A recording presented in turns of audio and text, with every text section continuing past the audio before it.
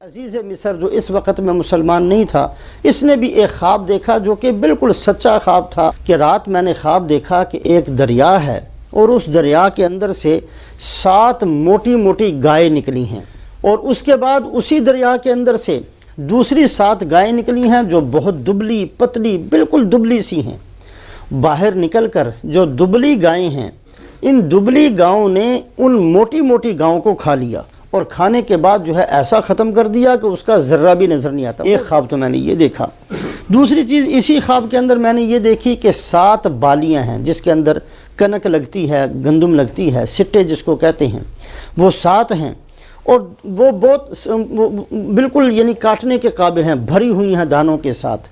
اور دوسری ہیں جو سبز ہیں، ابھی اس کے اندر دانہ نہیں پڑا، ایسی سبز بالیاں ہیں 7 وہ ہیں۔ اور یہ خشک جو 7 سٹے یا 7 بالیاں ہیں، یہ ان کے اوپر لپٹتی ہیں جس کی وجہ سے ان کو بھی خشک کر دیتی ہیں۔ کہا کہ اے درباریوں، تمہارے ذمے ہے کہ میرے اس خواب کی تعبیر بتاؤ اگر تمہیں تعبیر کا کچھ علم ہو۔ جواب کے اندر وہ کہنے لگے کہ یہ تو ایک ایسے ہی فضول قسم کا خواب ہے،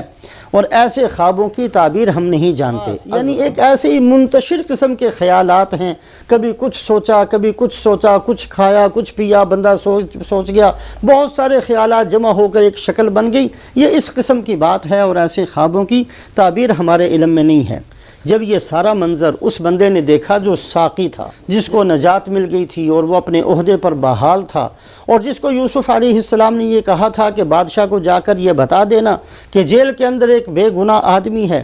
اس نے دیکھا کہ اوہو، مجھے تو یوسف علیہ السلام نے 7 سال پہلے ایک کام میرے ذمہ لگایا تھا اور مجھے کہا تھا کہ بادشاہ کو آ کر بتا دینا، میں تو بھول بھال ہی گیا، اور میرے تو دماغ کے اندر سے بھی وہ بات نکل گئی۔ اب جب یہ منظر پیش آیا، ان کو اپنا بھی خواب یاد آیا کہ میں نے بھی اپنا ایک خواب بیان کیا تھا، اور جیسے انہوں نے تعبیر کی تھی اسی طریقے سے ہمارے ساتھ ہو چکا ہے۔ مجھے کہا تھا کہ میں اپنے عہدے پر بحال ہو جاؤں گا، میں اپنے عہدے پر بحال ہو چکا ہوں۔ میرے دوسرے ساتھی کو کہا تھا تجھے سولی دی جائے گی، اس کو سولی دی جا چکی، وہ مر چکا ہے، اور جیسے سولی کا بتایا تھا اسی طریقے سے اس کے ساتھ ہوا۔ یہ ساری باتیں جب اس بندے کو یاد آئیں جس کو نجات مل گئی تھی ان دونوں میں سے، ایک لمبا زمانہ گزرنے کے بعد یہ ساری بات اس کو یاد آئی، تو اس نے کہا اے بادشاہ، میں تم سب کو اس کی تعبیر بتا سکتا ہوں، میری شرط یہ ہے کہ مجھے ایک دفعہ جیل میں بھیج دو۔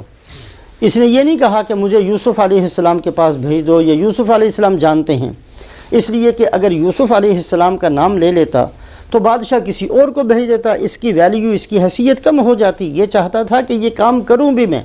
کہ میں اس کی تعبیر پتہ کر کے تمہیں بتا دوں گا۔ ایک بندہ ہے جیل کے اندر، اس کا نام نہیں بتایا، اس کے پاس مجھے بھیج دو، میں جا کر پوچھوں گا، جیسے وہ تعبیر بتائیں گے میں آپ کے پاس آ کر اس کی خبر دے دوں گا۔ بادشاہ نے اس کا انتظام کر دیا، اس کو جیل میں بھیجا گیا۔ اب یہ جیل میں پہنچا۔ اے سچے یوسف، ایک خواب کی تعبیر بتائیے۔ خواب یہ ہے کہ ہمارے بادشاہ نے 7 گائیں دیکھی ہیں جو بڑی موٹی تازی ہیں، جن کو بہت کمزور قسم کی گائیں کھا جا رہی ہیں، اور دوسری 7 ہری قسم کی بالیاں ہیں، سٹے ہیں، اور دوسرے خشک قسم کے 7 سٹے ہیں۔ ان کی تعبیر فرمائیے تاکہ میں یہ تعبیر جا کر ان کو بتا دوں، اور تاکہ ان کو بھی کچھ پتہ چل جائے، آپ کے مقام اور مرتبے کی ان کو بھی خبر ہو جائے۔ اب حضرت یوسف علیہ السلام نے نہ تو یہ کہا کہ تو اچھا آدمی ہے، میں نے چھوٹا سا کام تیرے ذمہ لگایا تھا، اللہ کے بندے وہ تو نے کیا نہیں، اور جا میں بھی نہیں تیری تعبیر بتاتا، کہ کبھی بھی کسی ایسی چیز کا نہ تانا دیا کرتے ہیں اور نہ کبھی بھی ان چیزوں کی طرف توجہ فرمایا کرتے ہیں، بلکہ اللہ کے اوپر ان کی توجہ ہوتی ہے۔ کچھ بھی نہیں ان سے کہا، بلکہ اس نے صرف تعبیر پوچھی تھی۔ حضرت یوسف علیہ السلام نے تعبیر بھی بتائی، تدبیر بھی بتائی، خوشخبری بھی سنائی۔ ایک کام کے لیے وہ آیا تھا، یوسف علیہ السلام نے اس کے 3 کام کیے، 3 باتیں اس کو بتائیں۔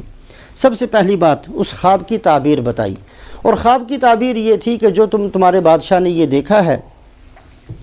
کہ 7 دبلی گائیں 7 موٹی گاؤں کو کھا جاتی ہیں، اور 7 ہری قسم کی جو